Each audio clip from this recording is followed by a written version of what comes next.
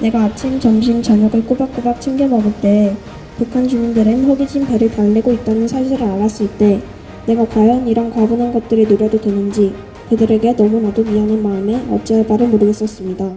안녕하십니까. 저는 진해신앙중학교에 재학 중인 16살 김현수입니다. 12월 10일 오늘은 세계인권의 날입니다. 국가인권위원회는 국내 소수자를 위한 목소리를 냅니다.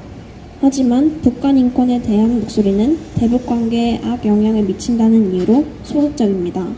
저는 이에 전혀 존중되어지지 못하고 있는 북한 주민들의 인권에 관한 이야기를 전하고 싶습니다. 우선 여러분은 현재 북한의 상황을 알고 계시나요?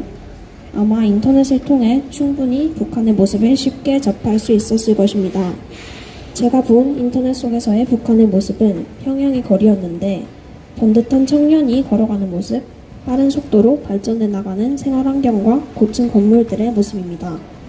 하지만 이런 환경은 매우 소수의 권력층들에게만 주어진다는 것은 알고 계셨나요?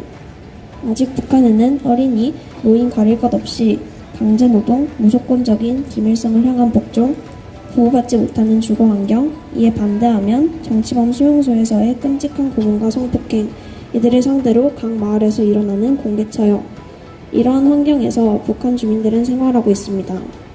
자유민주주의 국가에 살고 있는 우리는 상상조차 못할 일들이 그곳에서는 벌어지고 있습니다.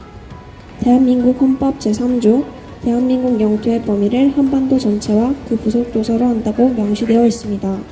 우리는 북한도 우리와 한나라 한민족이며 이 모든 이들은 대한민국 국민임을 확실히 알아야 합니다. 국가인권위원회에서도 대북관계에 악영향을 미친다는 이유로 지켜만 보고 있는 이런 상황에 북한에서 태어났다는 죄로 어디로도 도망갈 수 없는 세계 최대 인권 유린의 현장에서 참혹한 고통을 참으며 살아가는 대한민국 국민인 북한 주민들의 인권은 대체 누가 보장해주나요? 전 우리와 같은 민족이지만 학생된 내가 학교에서 공부를 하고 또래 친구들과 뛰어놀 때 북한 아이들은 강제노동을 하며 시간을 보내고 내가 아침, 점심, 저녁을 꼬박꼬박 챙겨 먹을 때 북한 주민들은 허기진 배를 달래고 있다는 사실을 알았을 때 내가 과연 이런 과분한 것들을 누려도 되는지 그들에게 너무나도 미안한 마음에 어찌할 바를 모르겠었습니다. 그러므로 저는 북한 주민 인권에 힘써야 하며 주민 인권 보장에 힘써야 하며 표현과 자유를 억압하는 대북 전단 금지법이 폐지되었으면 좋겠습니다. 그래서 하루속히 북한이 자유민주주의로 통일되어야 한다고 생각합니다. 북한이 서로 남북이 서로 하나가 되어야 한다고 생각합니다. 요즘 세상은 사랑하는 것이 가장 어렵다고 말합니다.